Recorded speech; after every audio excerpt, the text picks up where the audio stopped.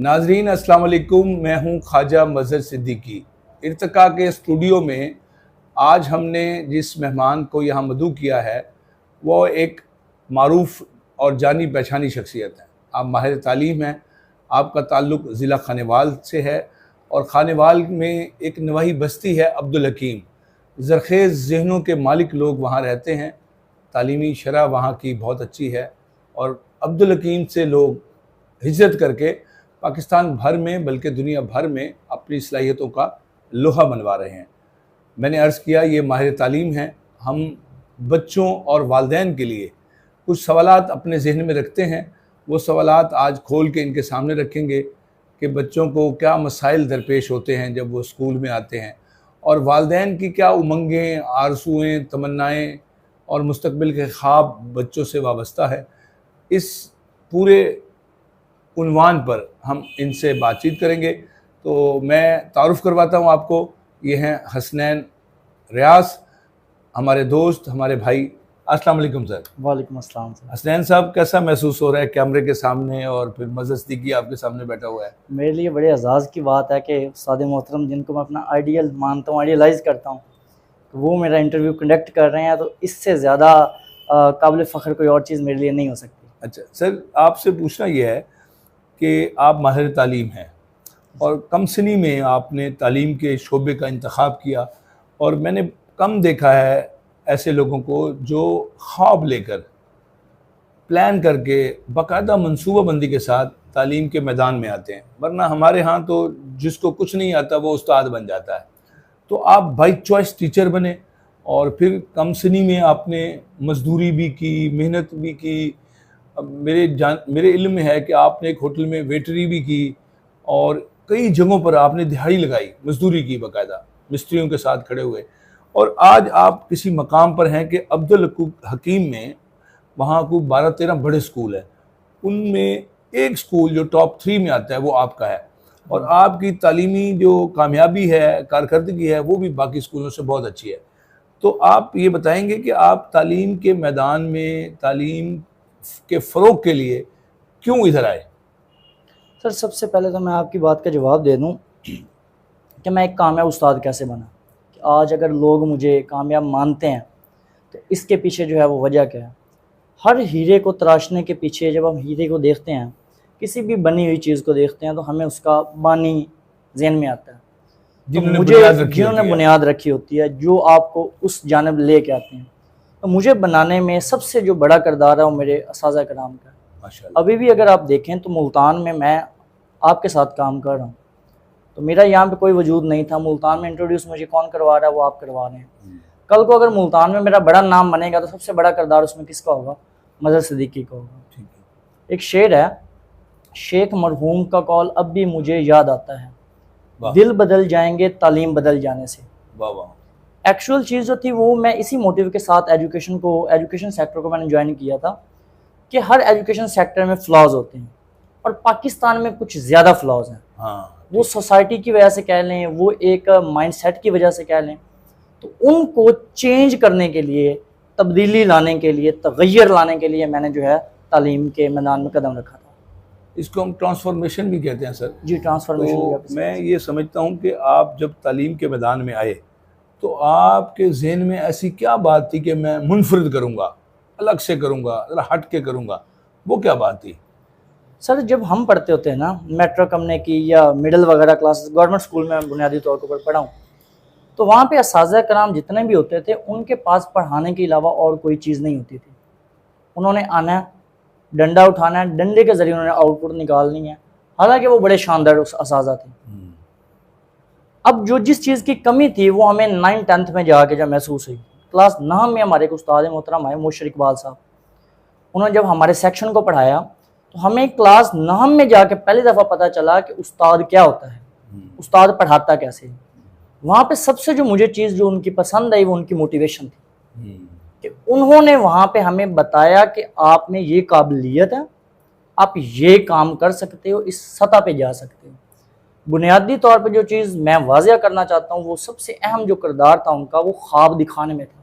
बड़ी बात। और हमें ये बताने में कि yes you can do it, तुम ये कर सकते हो। उससे पहले हमें किसी ने ये नहीं कहा कहते हैं क्या ना, कर बड़ी सकते सोच, हैं? बड़ा ख्वाब, बड़ी मंजिलें। बड़ी मंजिलें, जी। बिल्कुल ऐसे ही। तो सर आप बात को जारी रखिए कि आप क्यों इस मैदान में आए।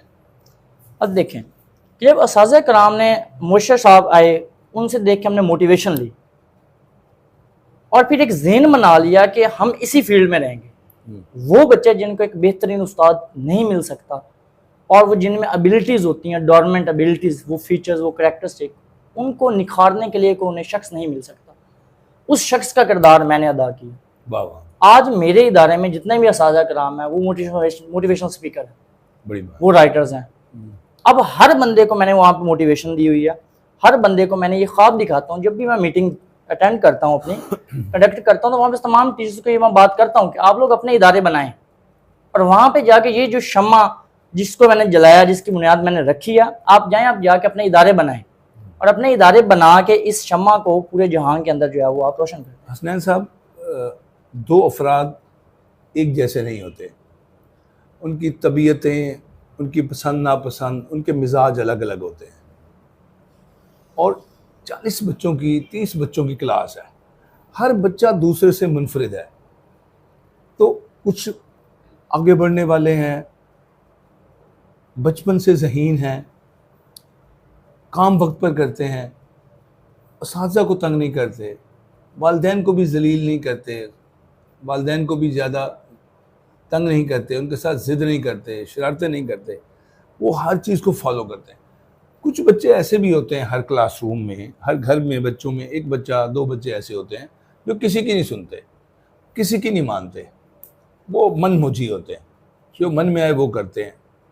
ऐसे बच्चों को किताब की तरफ, पढ़ाई की तरफ, स्टडी की तरफ कैसे लाया जाए? सर, अल्लाह की ज़ात ने हर शख्स को ख़ास पैदा किया और उसमें एक चंद एक खसूसियात ऐसी रखी होती हैं जो सिर्फ उसी में पाई जाती हैं, वो किसी और शख्स में नहीं पाई जाती। बहुत बड़ी बात। तो ऐसे बच्चों को तालीम की तरफ राग़ब करने में सबसे बड़ा जो किरदार होता है वो एक तो माहौल का होता है कि आपने साजगार माहौल पैदा करना है, क्योंकि माहौल जो होता है वो बच्चे को मोटिवेट करता है किताब की तरफ आने में। और दूसरा जो किरदार होता है वो फैसिलिटेटर का होता है। वो फैसिलिटेटर वालिदैन भी हो सकते हैं और वो फैसिलिटेटर जो है उस्ताद भी हो सकता है।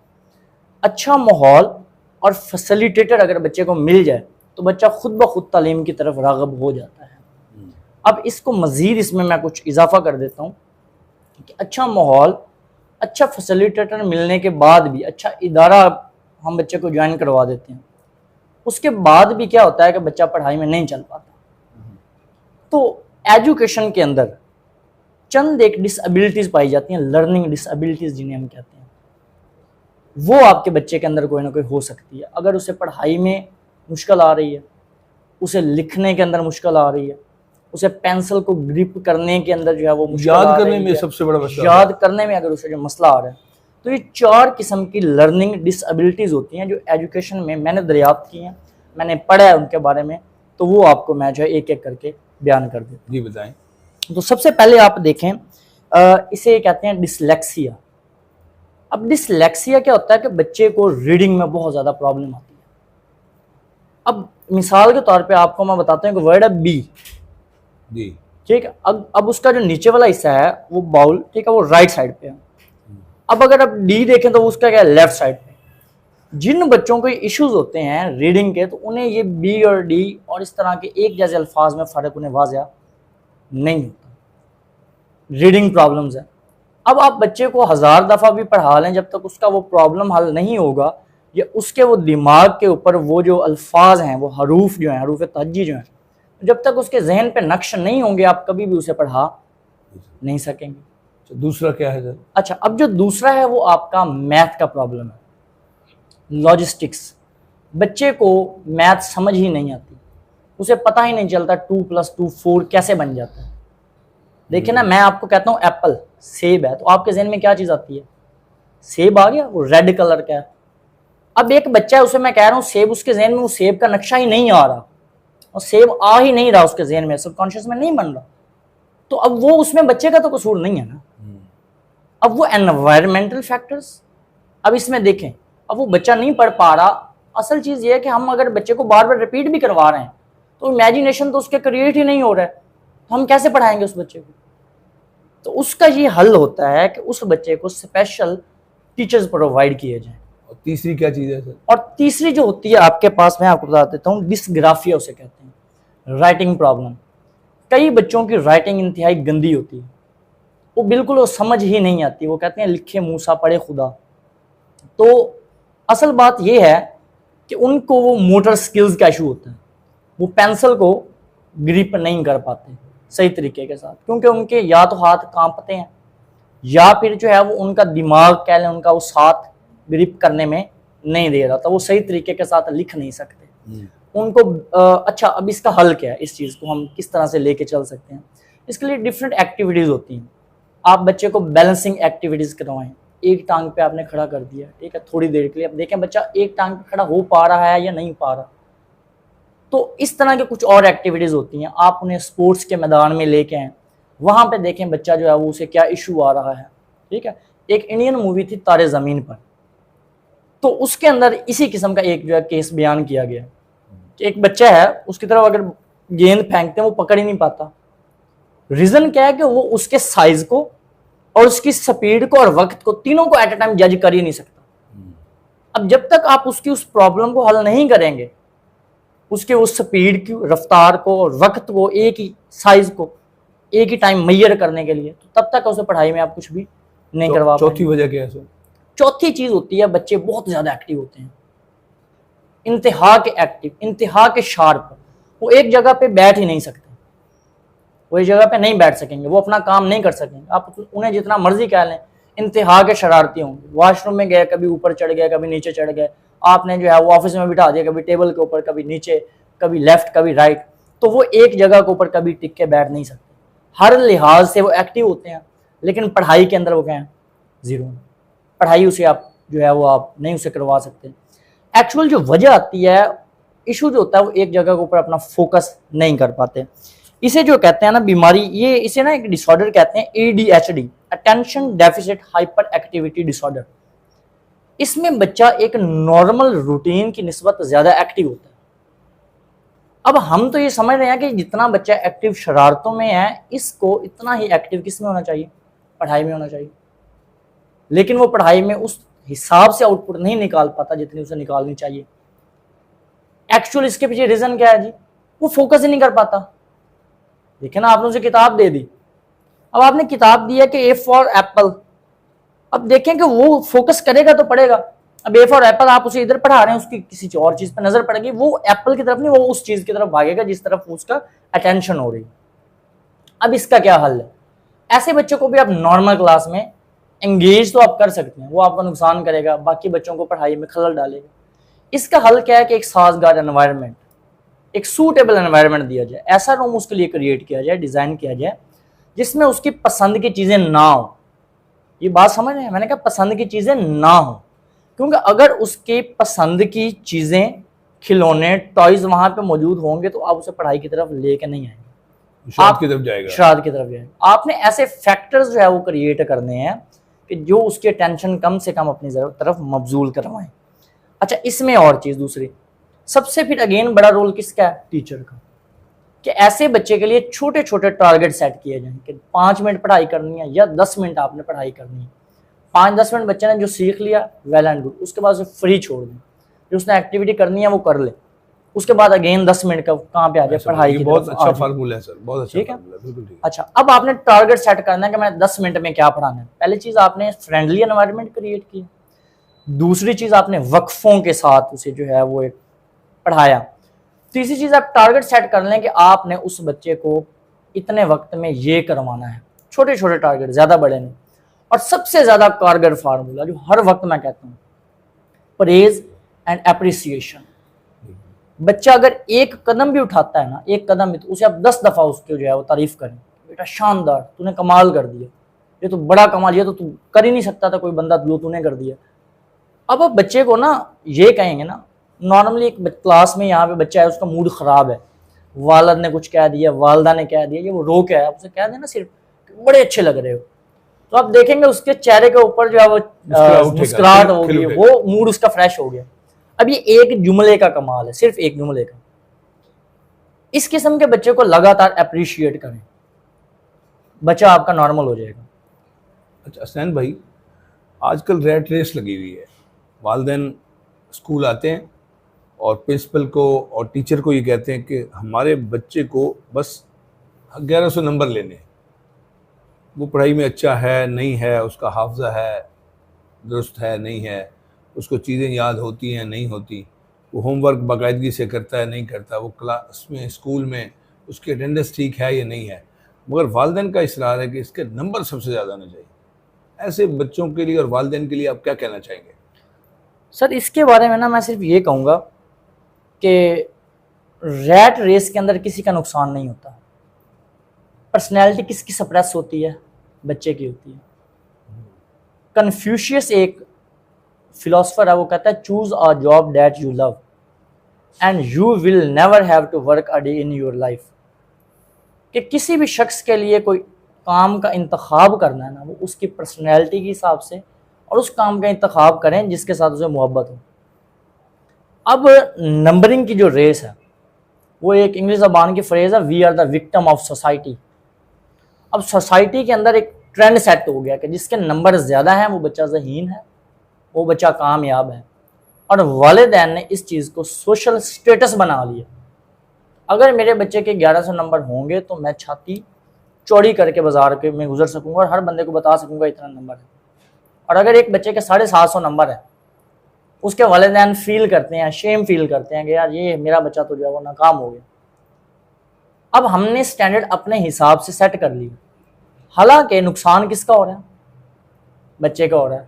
बच्चा ना वालिदैन की ख्वाहिश को भी पूरी नहीं कर सकता, और फिर इसका नतीजा ये निकलता है कि हमारे 9th और 10th के बच्चे खुदकुशियाँ कर रहे हैं, खुदकुशियाँ FSC के बच्चे खुदकुशी कर।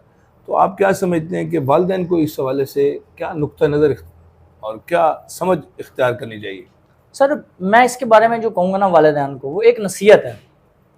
और एक बुक है why the A grade students work for the C grade students, इंतहाई शानदार किताब है। उसमें ये बताया गया है कि जो मिडल मेडियोकर बच्चे होते हैं, मेडियोकर जहनियत के 60% वाले 70% वाले बच्चे, वो क्यों बिजनेसमैन बन जाते हैं, वो क्यों कामयाब हो जाते हैं, और वाई A ग्रेड स्टूडेंट जिनके बहुत ज़्यादा नंबर आते हैं वो क्यों उनके अंडर काम करने पे मजबूर होते हैं। बहुत बड़ी बात कह गया। अब यहाँ पे बात समझे कि अब 10 साल के बाद, अब 10 साल पहले हमारा कामयाबी का मेयार नंबर है, 10 साल के बाद आपका कामयाबी का मेयार क्या होता है? आपकी इज्जत, आपका पैसा, आपका सोशल स्टेटस।